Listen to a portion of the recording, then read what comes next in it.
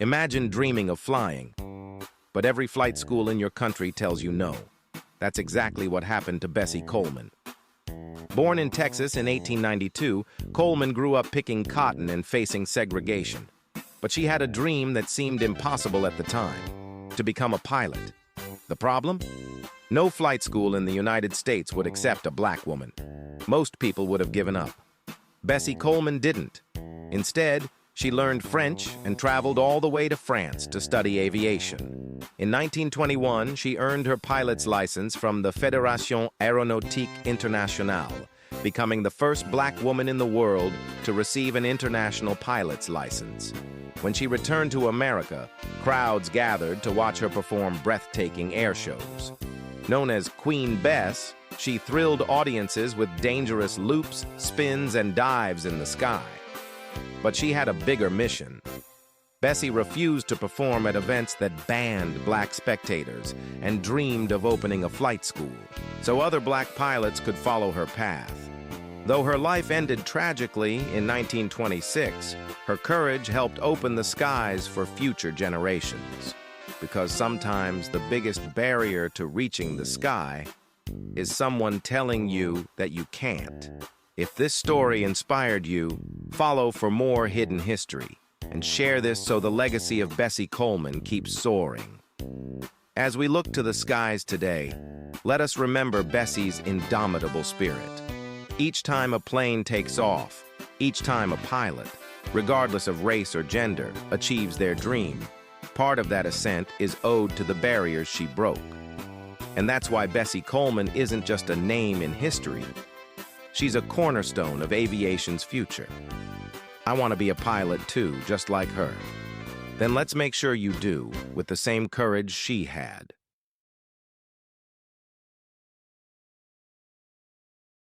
Nine months before the world heard the name Rosa Parks, a 15-year-old girl made the same courageous decision. Her name was Claudette Colvin, and on a quiet afternoon in 1955, she helped spark a movement that would change American history. Claudette Colvin was a high school student in Montgomery, Alabama during the height of segregation in the American South.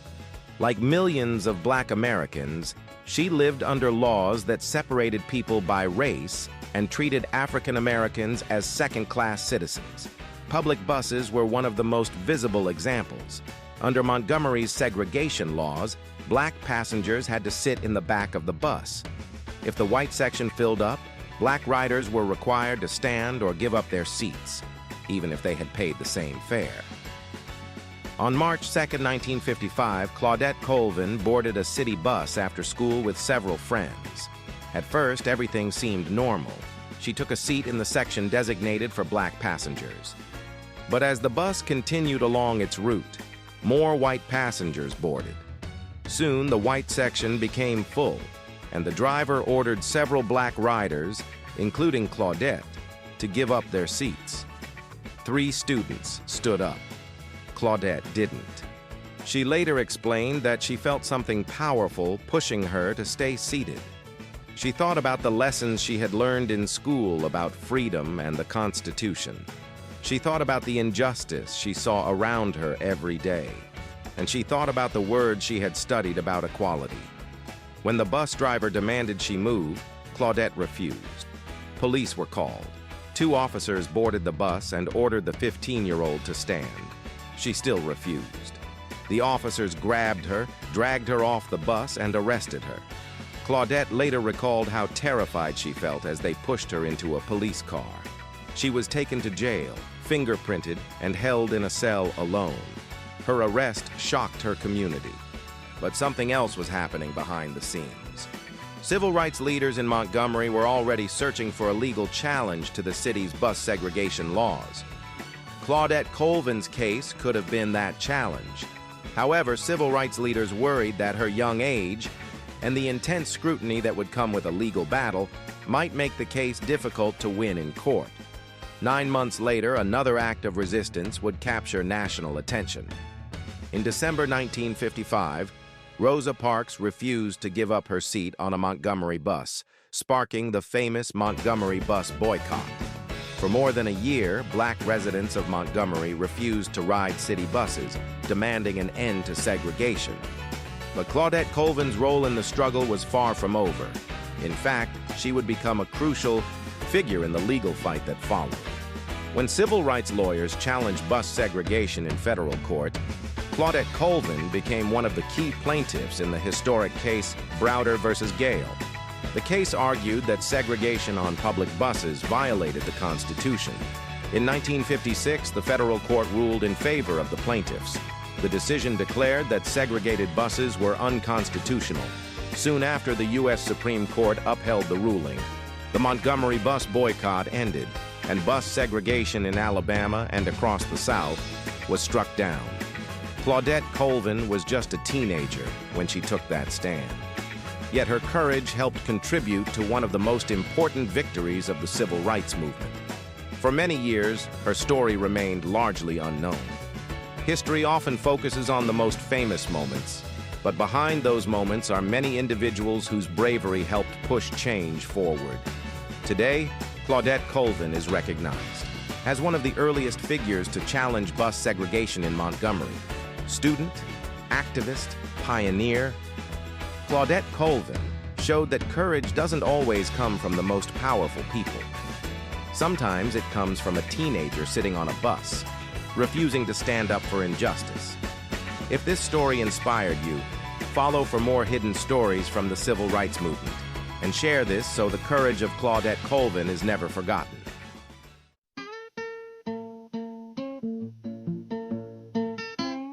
When people talk about the Wild West, they often imagine dusty towns, outlaws, and fearless lawmen. But one of the most legendary figures of that era was a man whose story sounds almost unbelievable. His name was Bass Reeves. And beside his remarkable life stood a woman whose quiet strength helped hold everything together, his wife, Jenny Reeves. Bass Reeves was born into slavery in Arkansas in 1838. His early life was marked by hardship and limited freedom. But during the chaos of the Civil War, Reeves managed to escape captivity. He fled into what was then known as Indian Territory, today's Oklahoma, where he lived among Native American communities.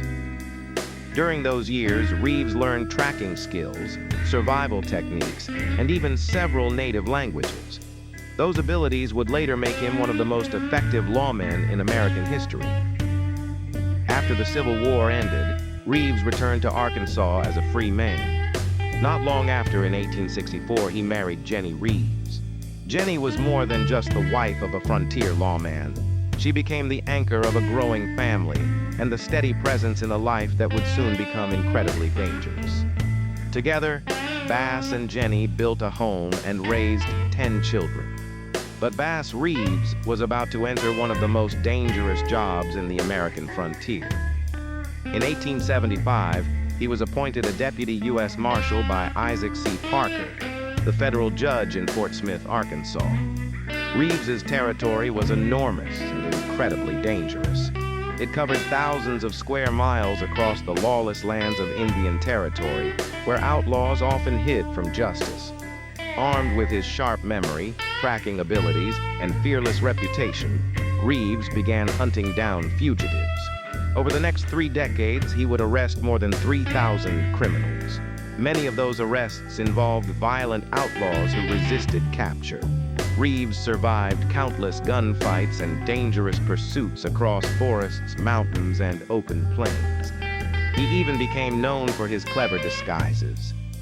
Sometimes he posed as a wandering farmer or traveler to trick fugitives into revealing themselves before arresting them. But one story shows the depth of his commitment to justice more than any other.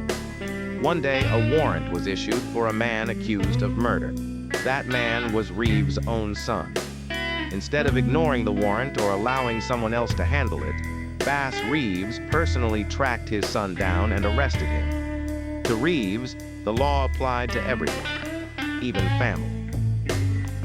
While Bass rode across the frontier chasing outlaws, Jenny Reeves carried a different kind of responsibility. She managed the household and raised their large family, while her husband was often gone for long periods of time. Life on the frontier was unpredictable. Danger could arrive without warning. Outlaws sometimes held grudges against lawmen, and families of officers could become targets. But Jenny maintained stability for their children despite the uncertainty of Bass's dangerous career. Her strength allowed Reeves to continue his work, knowing that his family had a safe and steady home. For more than 30 years, Bass Reeves served as one of the most successful deputy marshals in the American West. By the time he retired in 1907, his reputation had become legendary. Some historians even believe that his life story may have inspired the famous fictional hero Lone Ranger, a fearless lawman riding across the frontier, bringing justice to dangerous territories. It's a story that sounds like something out of a Western movie. But for Bass Reeves and Jenny Reeves, it was real life. Bass passed away in 1910, leaving behind a legacy as one of the most remarkable lawmen of the Wild West. Yet his story is also the story of partnership. While Bass Reeves chased criminals across thousands of miles, Jenny Reeves created the foundation that allowed his legend to grow. Lawman and protector, wife and pillar of strength. Together, they lived a story that became part of American frontier history. Because sometimes the greatest legends are not built by one person alone, but by the people who stand beside them.